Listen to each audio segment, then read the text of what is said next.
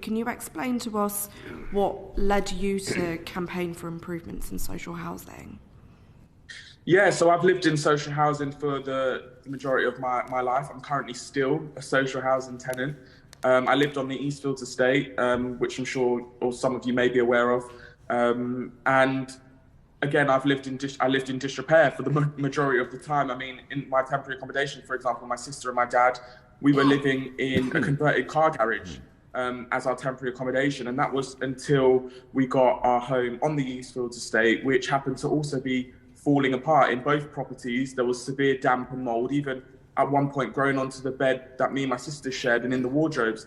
In the most recent property, we had a kitchen that was nearly 100 years old that was completely rotten. The cupboards were soaked and damp, poor security to the house, damp, mold, cockroaches, mice infestations, a bathroom which couldn't be used, our bathroom light was filled with water. We had no windows in there. I had to shower at the gym. And then my dad was diagnosed with stage 1 esophageal cancer. And it's a very aggressive form of cancer. I think we was very naive in the beginning in believing that it would be completely fine, but we did. And that progressed over the space of a year. And he went from walking around, being independent to being half his size, fed through his stomach by district nurses 3 times a day, and unable to swallow water or his saliva, never mind eat food. And he was having to live and die in those conditions. And the nurses were disgusted at the fact that that was happening. We were as a family, but we was concerned with his health. And then in 2020, he died. In early 2020, January 2020, he died, and things just went from bad to worse. On the day of his funeral, we had a leak, and that was February 2020. That wasn't ever dealt with until October of that same year. That was months later before someone came out. It was ripped down. It contained asbestos, which we wasn't told about until I started digging. And I was at work. I was spending more time in a school. I worked in a school, more time on the phone in my office trying to contact my housing provider than actually working. And it got to a point where enough was enough, because I phoned them up, asked them to come out after like the 10th time of doing so to fix a problem. And they were rude to me on the phone, said they're really busy, hung the phone up on me mid-conversation. So I said to myself, they're not gonna listen to me and my sisters, even after my dad passed away. I'm gonna leave down to journalists. The next person to contact them will be a journalist, and that was the case. And then they put out a statement, even after hearing about my dad, and said something along the lines, "Well, sorry, Kwajo feels as though him and his family haven't received the service that he deserved." And that's when I really lost it. I said, no, this is where things change. And I decided to go around every single house in my estate, knock on every single door. And by the time I had done a full circle around the Eastfields estate, my phone was being flooded with pictures, with videos of the conditions other tenants were living in, much worse than mine. And that's when I posted threads on social media. It went viral, and then ITV did an investigation into the Eastfields estate. And here we are, a year and a half later. Thank you so much for sharing all of that with the committee, and I'd like to thank you for the incredible work that you've been doing as well. I appreciate I'm sure that everyone on the committee is appalled to hear about the conditions that you and your family were subjected to, and I know that it's also one example of a much wider problem, and that's what you've been highlighting in your work. Can I just say what an impressive young man that is, isn't he? I bet his dad would have been incredibly proud of him. What an inspiration, isn't he? Can you describe to us some of the situations that you've come across in your campaigning? So, for example, how are tenants living in these properties being treated by their landlords? Yeah, I mean, this issue with disrepair is both in the private sector and social housing. But in social housing, or some of the conditions I've been into, I've taken people to hospital. I've had to take people to A&E because ceilings have collapsed on them. There's been damp, there's been mold, infestations of cockroaches. I've opened people's ovens and cockroaches have come crawling out. Dead mice, ceilings collapsed, homes flooded, ceilings missing, the vulnerable children living in these conditions, vulnerable adults living in these conditions.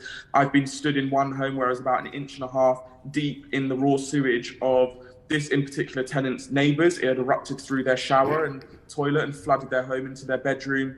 And they were struggling, and all of these people reached out to me because they were ignored at multiple levels. But honestly, the list could go on. Some of the things that I've seen has been described as not even fit for animals to live in. Never mind human beings, or even human beings that are sick, living in those conditions is absolutely immoral and outrageous. But I've seen it time and time again. People dying from cancers, reaching out to me for help because they're not getting help anywhere else or enough help. I remember one lady has stage 4, I think it was bone cancer and breast cancer, and she was writing to me to try and help her and her son because she knew she was going to pass away and it would just be her son. She was really concerned for him because the provider wasn't dealing with the damp and mold and wasn't trying to rehouse or put it into writing that they were going to pass the property onto the son. So she wasn't sure what was going to happen, and she reached out for my help to get them moved. And it's situations like that. I mean, there's countless situations. Thank you. Those are shocking examples, but I think ones that all of us as MPs have heard similar examples in our own constituencies. How common are those conditions, and why do you think we're in this situation? I mean, every day I'm getting messages. Every night I'm getting messages from tenants complaining about the conditions they're having to live in. It's very, very common. And it just seems to be getting worse and worse. I mean, last year, it was quite bad. It was really bad in terms of tenants reaching out to me, trying to get some help. But this year, it's just been a complete influx. I don't know if it's because of the addition of the cost of living crisis. But there's been tenants that I didn't mention earlier that have been burnt in their homes, boiling hot water pouring from their ceilings, and life-changing burns they've received. I've seen it all, and it's so common. I can't put a number on it, but I've spoken to thousands of tenants in the space of a year and a half. Wow. Yeah, exactly. Wow. It's like one of the richest countries in the world, and as people were having to deal with stuff like that. That's just astounding, isn't it? Just lastly, from me, Kwajo, do you have any examples of any positive action that is being taken by either housing associations or local authorities? And if so, can you expand a bit on that? I mean, I can't be naive to the fact that there are probably housing providers out there doing a good job. Do I think every housing provider or housing association is perfect? Absolutely not. Every provider is going to have a case where tenants are living in poor conditions. But in regards to my work, the sole reason why people reach out to me is because they're not getting help elsewhere, and it's always negative. I mean, I've had complaints from tenants whose landlords are the G15. I mean, all of them have had complaints from, and local authorities too is just as bad, and it's happening up and down the country, really. So I haven't had any amazing good cases, but again, I'm not naive to the fact that I'm sure there are providers out there doing decent jobs. Unfortunately, I don't think enough are though. You don't have any examples of positive action that's being taken? No. Thank you so much. What a shocker. I've got to say, I'm just in awe of this kid. I just think this young man is absolutely brilliant. And what an inspiring young man he is, knowing full well he'll probably have his own little problems to deal with, and yet he's thinking of others. And them stories, they're heartbreaking. And I'm so sad I didn't pick up this on Monday, but like I said, I were on a course and it was just taking so much of my time and my resources away, and I'd be absolutely shattered over the last week or so.